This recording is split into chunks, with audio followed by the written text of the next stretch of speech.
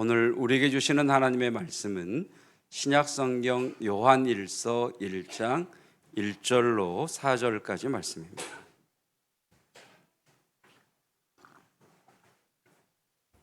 신약성경 388쪽 요한일서 1장 1절로 4절, 오늘 우리에게 주시는 하나님의 말씀입니다. 태초부터 있는 생명의 말씀에 관하여는 우리가 들은 바요, 눈으로 본 바요, 자세히 보고 우리 손으로 만진 바라. 이 생명이 나타내신 바 된지라. 이 영원한 생명을 우리가 보았고 증언하여 너희에게 전하노니 이는 아버지와 함께 계시다가 우리에게 나타내신 바 된 이시니라. 우리가 보고 들은 바를 너희에게도 전함은 너희로 우리와 사귐이 있게 하려 함이니 우리의 사귐은 아버지와 그의 아들 예수 그리스도와 더불어 누림이라. 우리가 이것을 쓰면 우리의 기쁨이 충만하게 하려 함이라. 아멘. 이번 주부터 지난주에 주제 시리즈 설교를 준비했다가 아직 제가 준비가 덜 된 것 같아서 이번 주부터는 요한 1서 강의를 14주, 15주 정도 요한 1서 강의를 하려고 합니다. 요한 1서의 큰 주제는 그리스도인으로 산다는 것의 의미입니다. 그리스도인으로 산다는 것의 의미라고 하는 큰 주제를 가지고 매주 요한 1서의 말씀, 오늘은 첫 번째 시간, 그리스도인으로 산다는 것은 하나님과의 사귐입니다. 개인적으로 좋아하는 시가 있습니다. 이 시를 생각하면 제가 이 시를 좋아하게 된 그 장소, 그때의 날씨, 그때의 감정까지 오롯이 다시 되살아나는 그런 시입니다. 시인은 도종환 시인의 흔들리지 않고 피는 꽃이 어디 있으랴. 제가 한번 시를 낭송을 한번 해보겠습니다. 흔들리지 않고 피는 꽃이 어디 있으랴.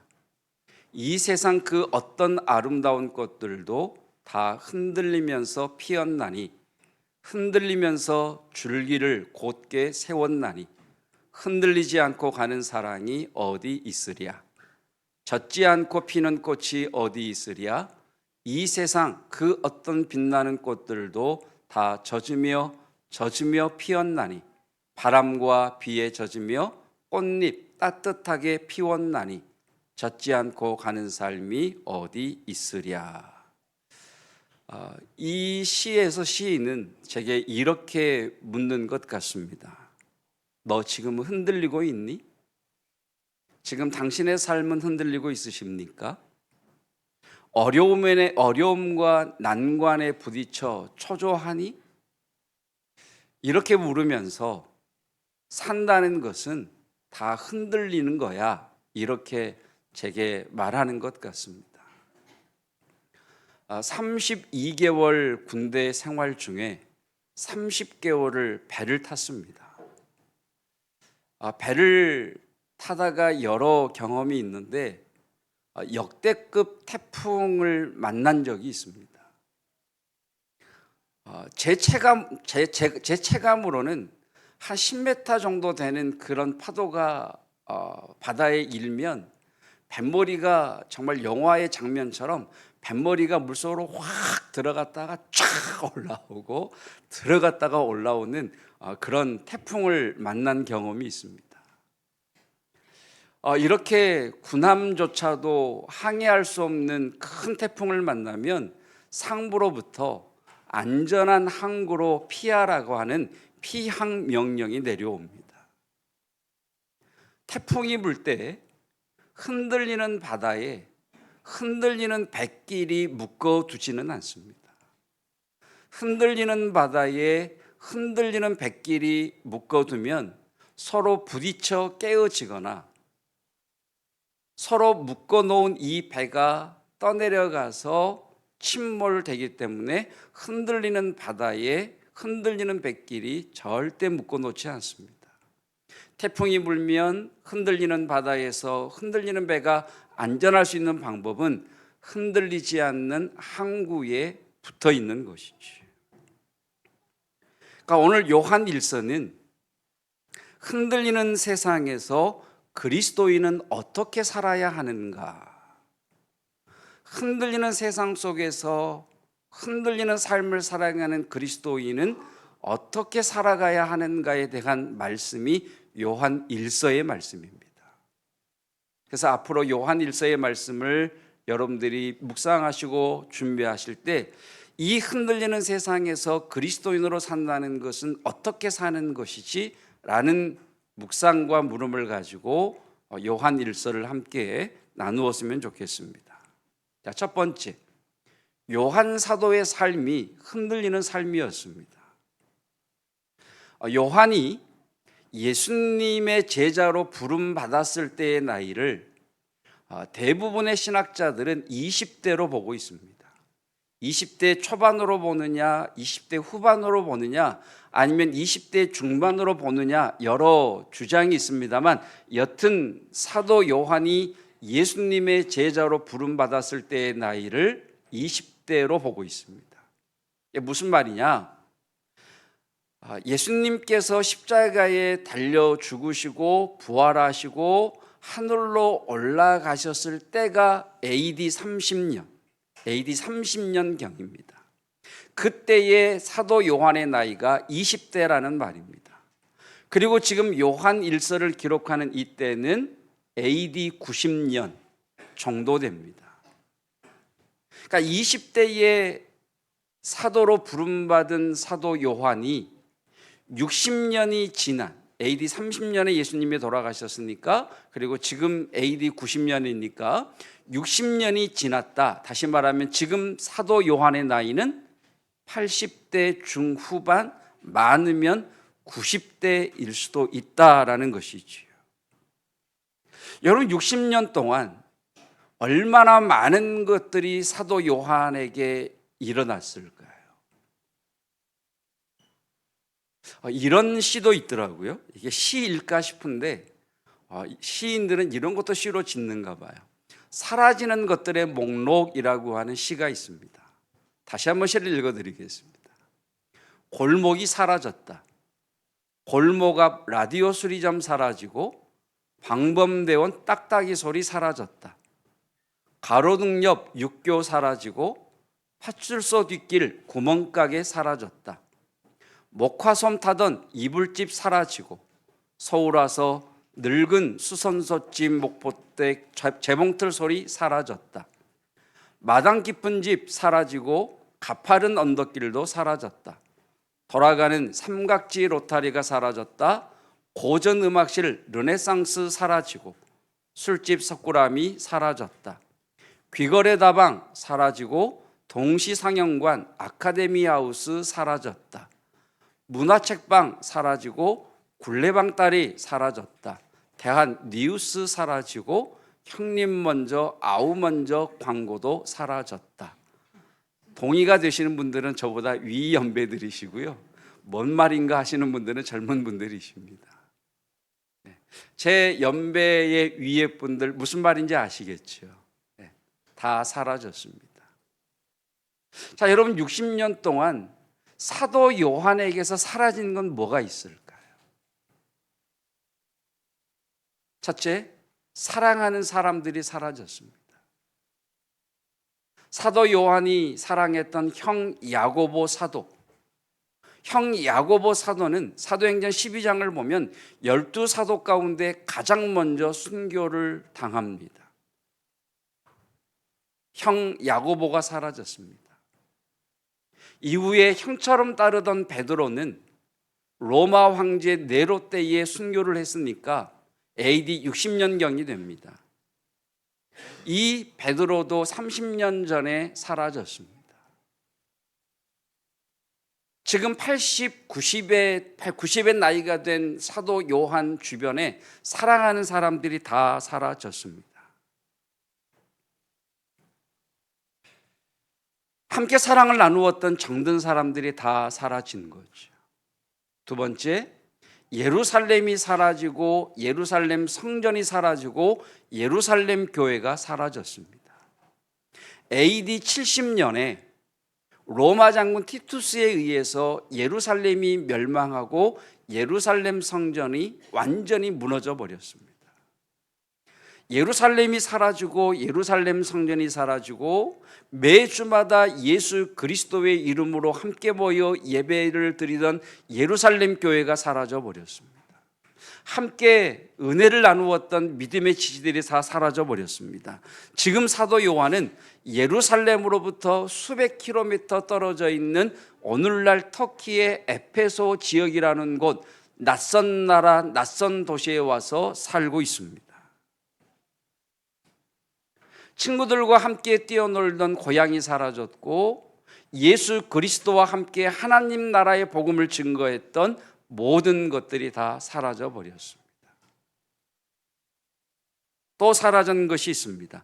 젊음이 사라졌습니다.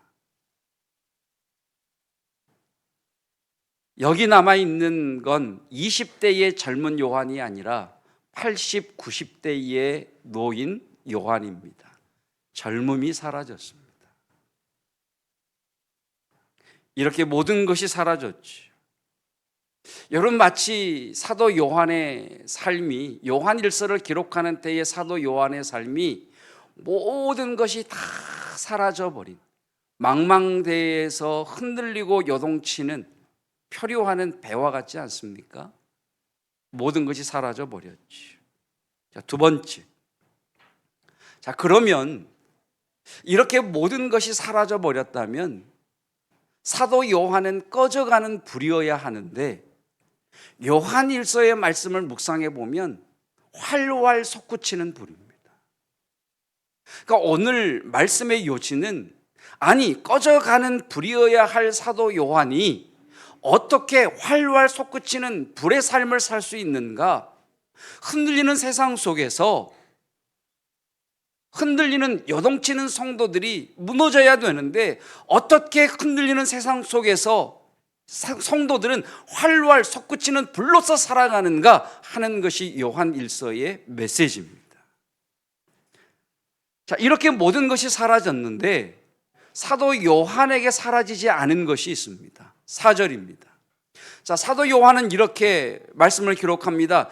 우리가 이것을 쓰면, 지금 사도 요한은 펜을 들고 성도들에게, 교회들에게 내가 너희에게 써 보내야 할 것이 있다라고 말하고 있습니다.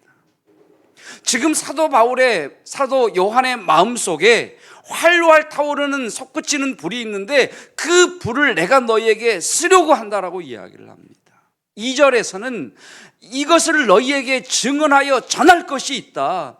지금 내 안에 솟구치는 불이 있는데 이 불을 내가 너희에게 전해야 되겠다라고 하는 삶의 열정과 주님의 부르심과 주를 향한 사명의 불이 활활 타오르고 있습니다. 여러분, 특별히 우리 앞선 믿음의 선진 되신 우리 믿음의 어른들, 여러분 오늘 이 사도 요한처럼 주님의 부르심, 주를 향한 열정, 주님을 향한 그 사명이 불타오르시기를 주님의 이름으로 축복합니다. 성경의 말씀처럼 우리의 육신은 날로 겉사람은 후패하나 우리의 속사람은 날로 새롭도다 라고 하는 말씀처럼, 나이가 들어가실수록 신앙의 연륜이 쌓여 가실수록 우리의 육체의 젊음은 사라져 갈수록 우리의 속사람은 하나님 앞에 더 강할 수 있는 우리 믿음의 어른들이시기를 주님의 이름으로 축복합니다. 이 모습이 사도 요한의 모습인 거죠.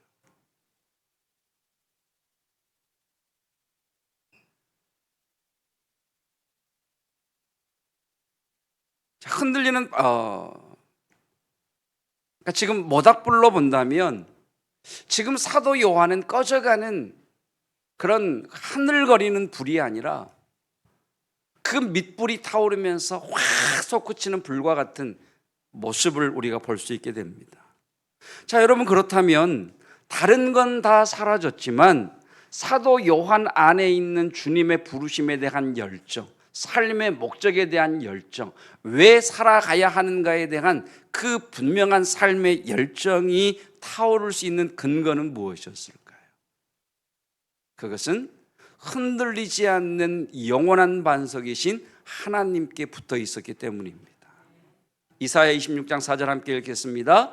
너희는 여호와를 영원히 신뢰하라. 주 여호와는 영원한 반석이심이로다. 흔들리는 바다에서 흔들리는 배가 안전하려면 흔들리지 않는 부두에 붙어 있어야 하는 것처럼 흔들리는 세상 속에서 흔들리는 성도가 안전하려면 영원한 반석이신 하나님께 붙어 있어야 합니다.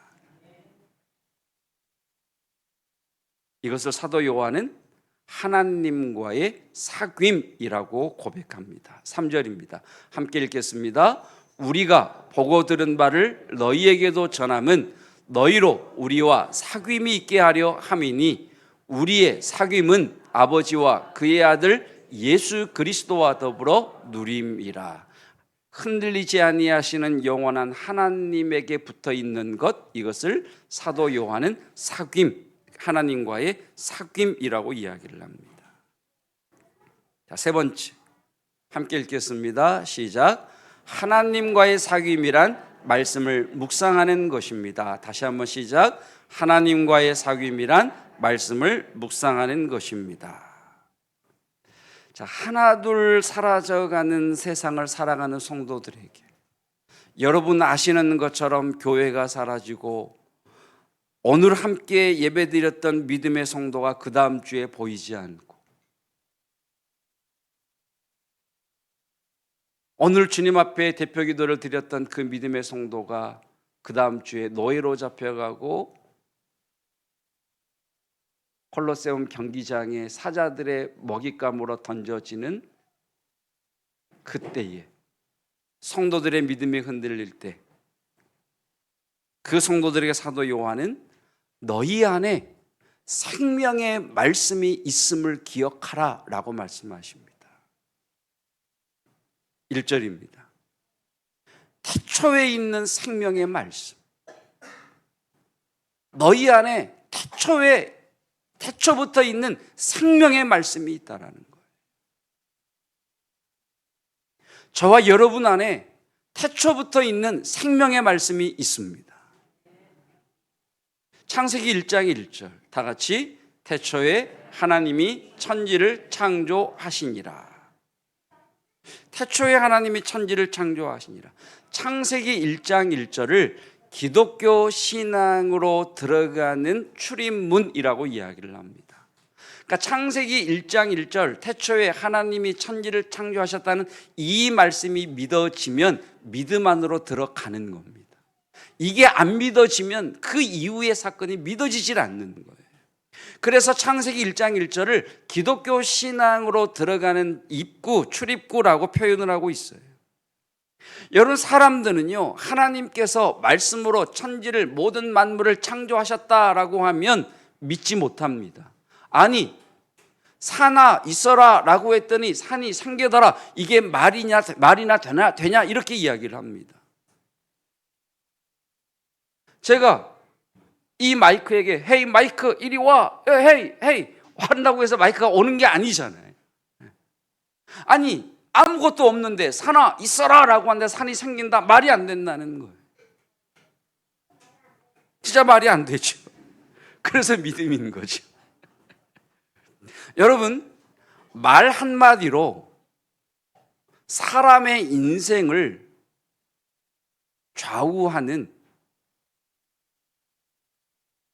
사람이 있습니다.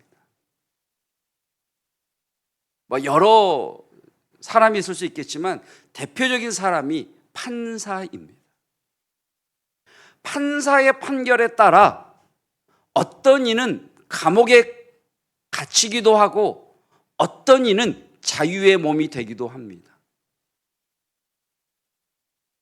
판사의 말이 권위가 있다, 판사의 말은 권세가 있다라고 하는 걸 증언하는 겁니다.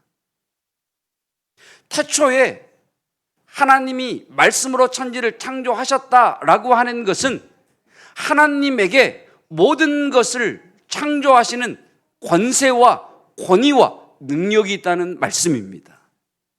여러분, 하나님의 말씀은 창조의 말씀, 세상 모든 만물을 다스리시는 권세의 말씀, 모든 역사를 일으키고 세우시고 넘어뜨리시는 그 능력의 말씀, 병든 자를 치유하시는 생명의 말씀이십니다. 아멘. 그 창조의 말씀이 내 안에 있다는 거예요. 그 권위 있는 말씀이 내 안에 있다는 거예요. 그 치유하는 생명의 말씀이 저와 여러분 안에 있습니다. 이걸 좀 알라는 거예요. 지금 사도 요한은 흔들리는 성도들을 향해서 너희 안에 태초로부터 있는 생명의 말씀이 있다. 이 말씀이 너희 안에 있다는 것을 알아라. 그리고 이 말씀이 너희 안에 있음을 알고 이 말씀과 사귐을 가져라 라고 하는 것이 사도 요한을 통한 하나님의 메시지인 겁니다. 그래서 1절입니다. 태초부터 있는 생명의 말씀에 관하여는 우리가 들은 바요, 눈으로 본 바요, 자세히 보고 우리의 손으로 만진 바라. 여러분 제 소리가 들리시죠? 들리시죠? 제 말이 보이십니까? 안 보이죠? 제 말이, 이 음파가 만져지십니까? 안 만져지죠. 지금 사도 요한은 이렇게 말해요.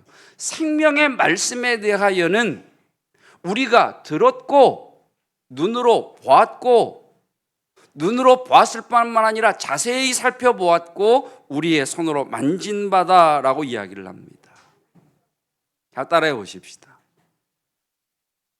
묵상은 오감으로 말씀을 경험하는 것입니다. 자, 하가다로 시작. 하가다는 오감으로 말씀을 경험하는 것입니다. 여러분 묵상이라고 하는 히브리어가 명사를 쓰면 히카욘이라는 히브리어입니다. 시편을 읽다 보면 히카욘이라고 하는 단어들이 나오는데 묵상이라고 하는 히브리어 명사예요. 이 묵상이라는 명사가 동사 묵상하다가 되면 이 묵상하다의 동사 히브리어가 하가다입니다. 묵상은 눈을 감고 조용히 상상하는 게 아니에요. 묵상은 눈으로 보고 듣고 손으로 만지는 오감으로 말씀을 경험하는 거예요. 그래서 읊조리는 것도 하가다, 묵상 가운데 하나인 거지요. 주일 오후에 줌으로 모이는 그룹이 있습니다. 지난주 주일 오후에 모여서 이번 주 과제가 무엇이었느냐면 주기도문으로 묵상하기 라는 과제를 이번 주 모임 주제로 정했어요. 그렇게 정한 이유는 모임 중에 한 지체가 어떤 모임에 갔는데 그 모임에 이제 예수님 믿은 지 한 달 된 한 형제가 왔다는 거예요. 예수님 믿은 지 한 달 된 형제가 와서 이런저런 이야기를 하다가 그의 말이 나는 주기도문을 통해서 하나님을 인격적으로 만났습니다라고 고백하더라는 거예요. 그래서 그때 아니 어떻게 주기도문을 통해서 하나님을 인격적으로 만날 수 있지? 라고 하는 질문을 하면서 이번 한 주간 우리가 주기도문을 묵상하고 주기도문으로 기도하고 주기도문을 공부하기로 했습니다. 그래서 매일 새벽 정례적으로 그리고 시시때때로 주기도문으로 기도하고 하가다를 했습니다.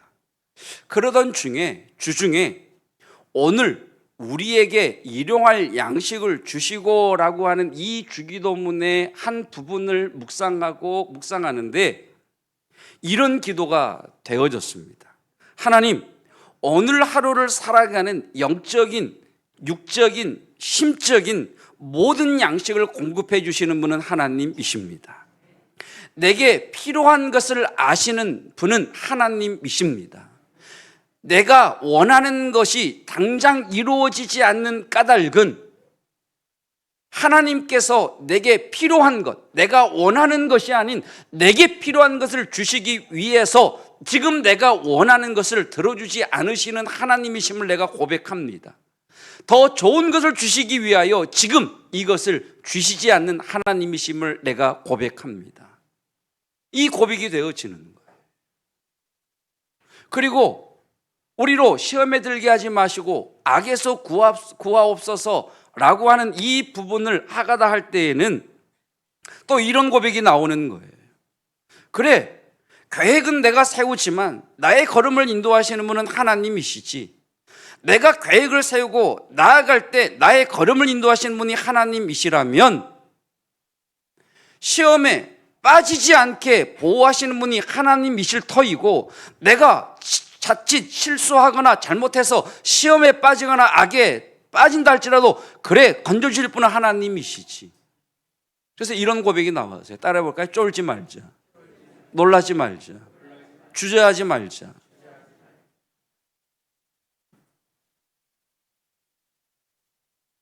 그래서 어제 모양실에서 이제 물을 마시고 분리수거를 해야 되잖아요. 그래서 라벨을 떼야죠. 분리수거를 하려면, 그렇죠? 네. 라벨을 떼고 병을 찌그러뜨렸습니다. 네. 찌그러뜨려서 이렇게 탁자 위에 올려놓고 이제 갖다 버려야지 그랬는데 갑자기 그런 마음을 주시는 거예요. 뚜껑을 열어라, 불어라. 근데 펴지는 겁니다.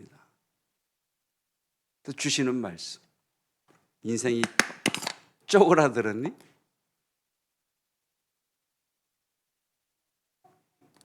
예수로 충만, 성령으로 충만하면 돼.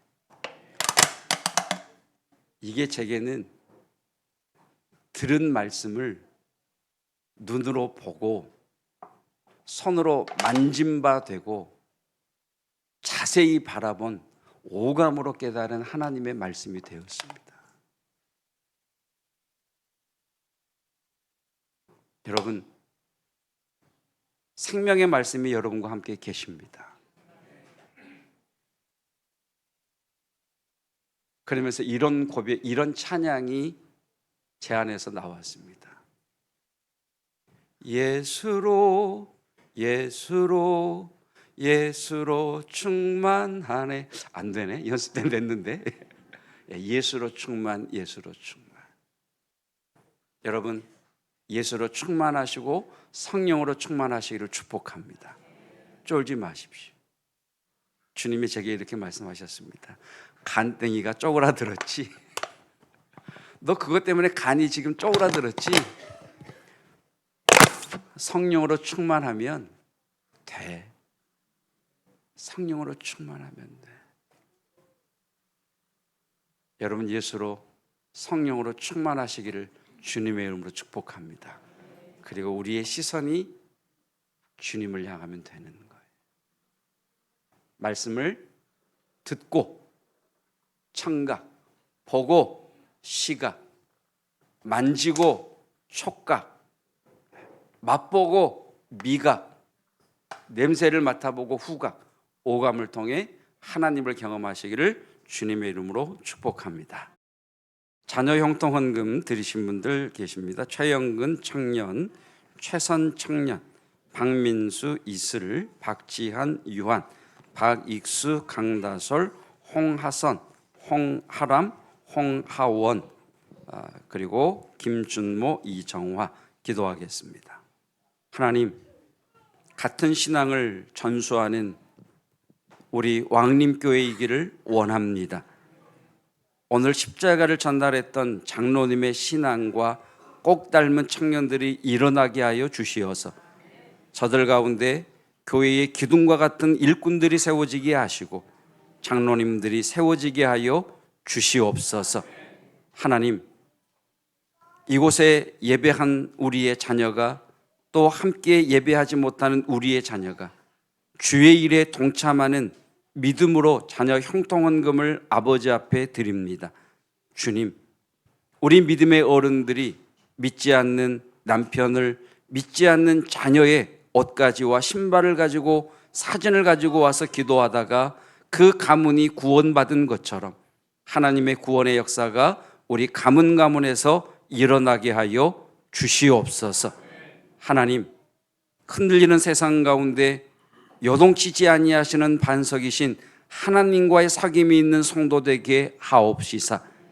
주님 주시는 능력의 말씀으로 일어나게 하시고 맞서게 하시고 당당하게 서게 하시며 사자의 심장으로 나아가게 하옵소서.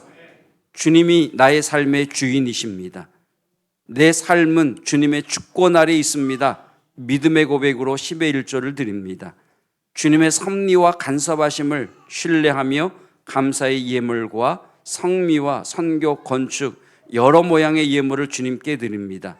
주님 기쁨으로 흠양하여 주시고 이 예물을 통하여 교회가 확장되며 주의 사역이 일어나게 하여 주시옵소서. 예수 그리스도의 은혜와 하나님의 사랑하심과 성령 하나님의 충만하시는 놀라운 은혜가 나는 말씀을 보고 맛보고 들으며 만지며 오감으로 말씀을 하가다 하기를 원합니다. 생명의 말씀을 경험하기 원합니다. 고백하는 믿음의 성도들 위에 함께 하시기를 축원하옵나이다. 아멘.